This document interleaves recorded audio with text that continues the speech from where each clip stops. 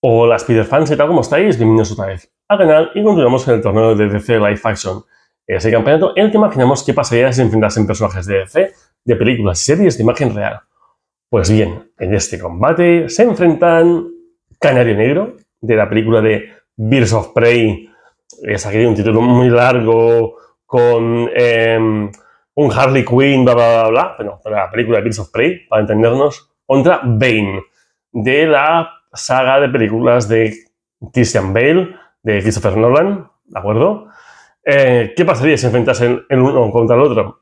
A ver, yo creo que rápidamente Canario Negro utilizaría su bate, porque no tiene los poderes estos de gritar que tiene el Canario Negro de los cómics o de otras series.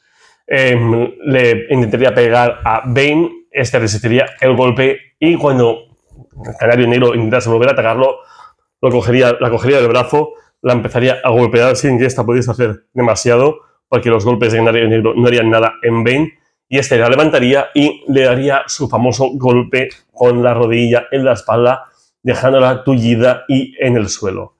Ahí se acabaría el combate, la diferencia de fuerza es demasiado grande, y Bane, personaje protagonizado por Tom Hardy en la tercera película de Batman de Nolan, vencería el combate. Así que este pasa a la ronda 3 y ella queda eliminada.